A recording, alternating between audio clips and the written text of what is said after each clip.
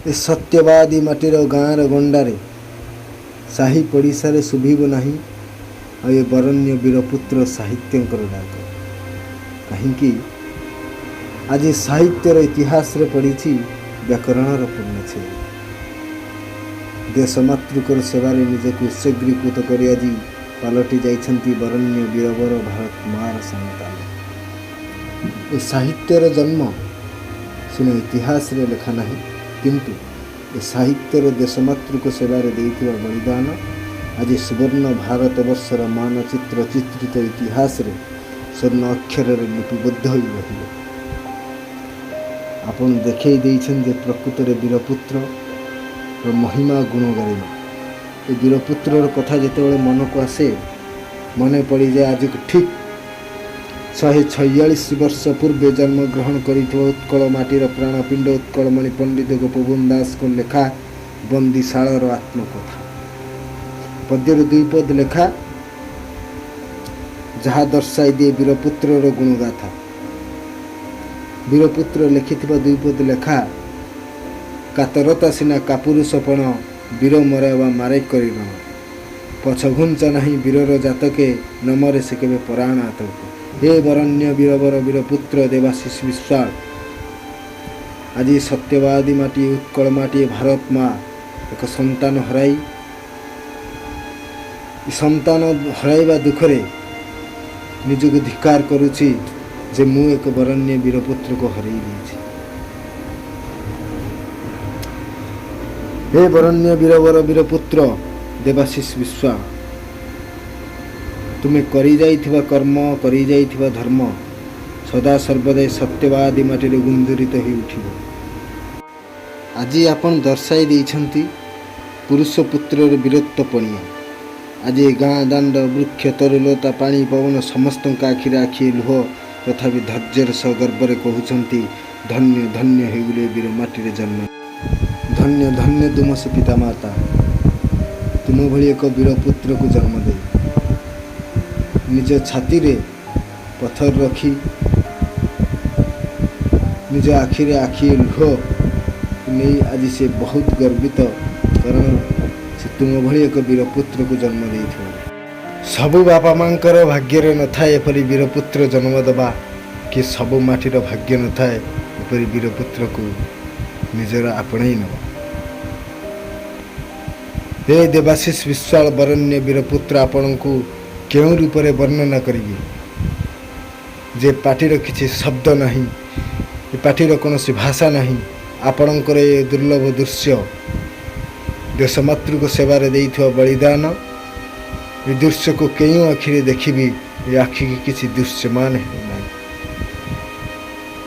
जदि ये भारत मातीर समस्त जवान और शहीद भाई मानकर गुणगान करा जाए वर्णना करा जाए तेबे पृथ्वीर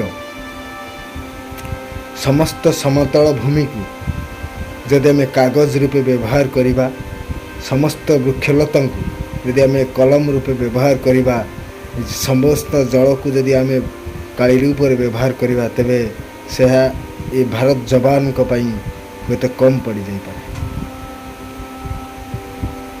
ये भारत भली एक धर्मनिरपेक्ष राष्ट्र जेहेतु आपणकर जन्म सबु धर्म को आपण माने सम्मान दियंती सबु धर्म को आपण माने आदर सह कोई नियंती। हे बरण्य वीरपुत्र तुमरे देशमातृक सेवारे आज गाँ गंडा साही पड़िशा समस्ते कांदी कांदी मथा पिटुछंती जे तुम भली एक भाग्यवान पुत्र को हराई तुम्हें करी जाइथिबा कर्म छाड़ी जाइथिबा स्मृति आज आम मानक आपण मानक निकट में सदा सर्वदा चिर ऋणी करी रखिबो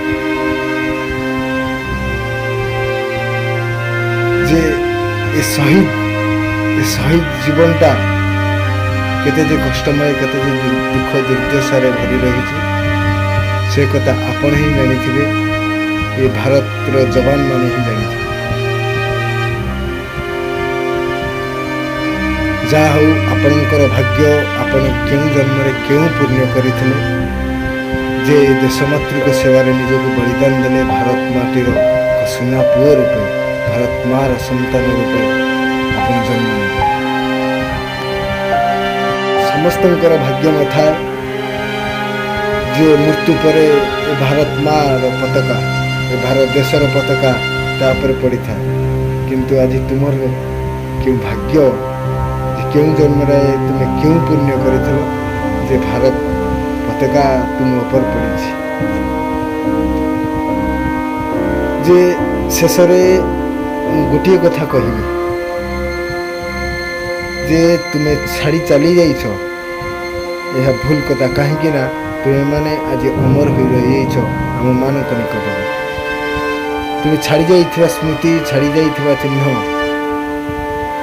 ଏ ସଦାସର୍ବଦା ଆମମାନଙ୍କ ପାଖରେ ହିଁ ରହିବ। ତେଣୁ ଏ ସ୍ମୃତି କଥା ମନେ ପଡ଼ିଗଲେ ଗୋଟିଏ କଥା ମନେ ପଡ଼ିଯାଏ, ପଲ୍ଲୀ କବି ନନ୍ଦକିଶୋର ବାଳଙ୍କର ଲେଖା, ଚାଲିଯାଏ ଚିହ୍ନ ରହିଯାଏ ସ୍ମୃତି, ମୃଣୀ ଅମାନସ ପଟେ ଅସ୍ତମିତ ରବି ପ୍ରତିବିମ୍ବ ଜନେ ଇନ୍ଦୁ ସୁଧା ସିନ୍ଧୁ ତଟେ। ଯେ ତୁମେ ଯେ ଛାଡ଼ି ଯାଇଥିବା ସ୍ମୃତି ଆମମାନଙ୍କୁ ସଦାସର୍ବଦା ତୁମମାନଙ୍କ ପାଖରେ ଚିର ଋଣୀ କରି ରଖିବ।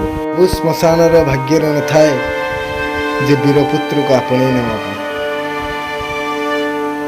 ଏ ଶ୍ମଶାନ ଭୂମିର କେତେ ଯେ ଭାଗ୍ୟ, ସେ କେଉଁ ଜନ୍ମରେ କେଉଁ ପୁଣ୍ୟ କରିଥିଲା ଯେ ଆଜି ସେ ଏଠି ଅବସ୍ଥାପିତ ଯେ ଏକ ବୀରପୁତ୍ରକୁ ଆପଣେଇ ନେଉଛି।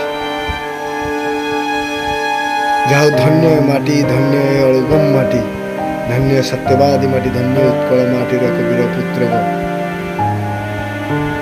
ଜନ୍ମ ଦେଇ, ଧନ୍ୟ ଭାରତ ମା।